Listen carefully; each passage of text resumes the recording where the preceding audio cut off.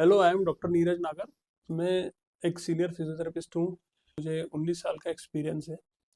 आज हम बात करेंगे लिगामेंट्स के बारे में। लिगामेंट जो बेसिकली हमारे शरीर के सारे अंगों में पाए जाते हैं, पर जो सबसे ज़्यादा इंजरी होती है लिगामेंट की, वो होती है घुटनों की। एथलीट्स, स्पोर्ट्स पर्सन या कहीं भी ट्विस्टिंग मूवमेंट अगर आएगी तो लिगामेंट टूटने का खतरा काफ़ी ज़्यादा रहता है। बेसिकली यंग एज में ये ज़्यादा पाई जाती है इंजरी। ये हमारा नी जॉइंट का एक मॉडल है सिंपल मॉडल है। लिगामेंट्स मेन हमारा जो रहता है एसीएल लिगामेंट, इसके बीच में पाया जाता है, दोनों हड्डियों के बीच में। देन पीसीएल पीछे का, देन मीडियल कोलेटरल लिगामेंट बीच में, और साइड में लेटरल कोलेटरल लिगामेंट। पर जो सबसे ज़्यादा इंजरी होती है वो इसकी होती है, एसीएल लिगामेंट की। अब हम थोड़ा डिस्कस कर लेते हैं कि एसीएल लिगामेंट कैसे टूटता है।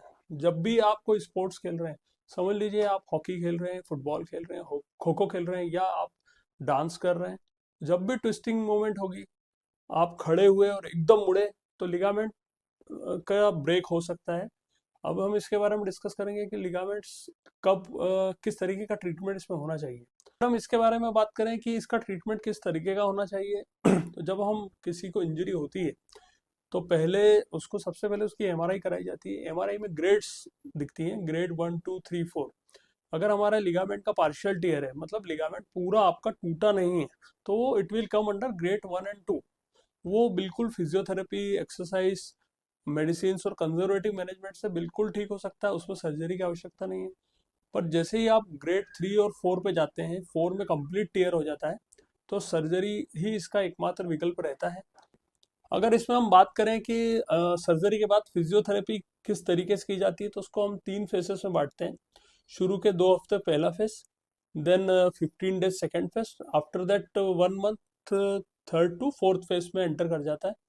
तो शुरू के 2 महीने में तो हम सबसे ज़्यादा हमारी कोशिश रहती है कि मसल्स को डेवलप करें। जो हमारी क्वाड्रिसेप्स मसल्स होती है, जो नी के सबसे स्ट्रॉन्गेस्ट मसल है, इसको स्ट्रॉन्ग करने के लिए हम कुछ एक्सरसाइज बताते हैं। इन फर्स्ट फेज में शुरू के 15 दिन में हम कोई विग्रस एक्सरसाइज नहीं करते हैं। अगर आपका एसीएल के साथ मेनिस्काई भी इंजर हुआ है, जो कि हमारी गादी होती है, जो यहाँ आपको दिखेगी, अगर मेनिस्काई भी इंजर होता है तो फिर पेशेंट को कम से कम 20 डेज तक हम जमीन पे पैर रखने को मना करते हैं। आपको सबसे अच्छी एक्सरसाइज करना है, आपको पैरों के नीचे एक टॉवेल रखना है। पैरों के नीचे मीन्स आपकी एड़ी के नीचे, उसको प्रेस करना है। फिर आपको डॉक्टर ब्रेस देंगे, ब्रेस के साथ पाँव को ऊपर उठाना है, करवट लेके आपको पाँव को ऊपर उठाना है। और धीरे धीरे फिर जब हम 15 दिन में हमारी कोशिश रहती है कि एटलीस्ट 60 डिग्री नी बेंडिंग हम करा दें पेशेंट को। उसके बाद सेकंड फेज, जो कि अगले 15 दिन की मानी जाती है, उसमें रहता है 90 डिग्री तक नी बेंडिंग होना चाहिए। उसमें हम अगर अगर केवल एसीएल का ही पेशेंट है, तो पेशेंट को हाफ स्क्वाट भी शुरू करा देते हैं। और अगर मेनिस्का इंजर्ड हुआ है, यानी कि गादी अगर इंजर्ड हुई है, तो फिर हम 1 महीने बाद हाफ स्क्वाट शुरू कराते हैं, एक पैर पे खड़े होना। और सबसे इम्पोर्टेंट आपके बेंडिंग के लिए साइकिलिंग। साइकिलिंग सबसे इम्पोर्टेंट एक्सरसाइज मानी जाएगी। और कुछ प्रोप्रियोसेप्शन एक्सरसाइजेस, बैलेंसिंग एक्सरसाइजेस, ताकि आप 2 व्हीलर चला पाएं, 4 व्हीलर चला पाएं।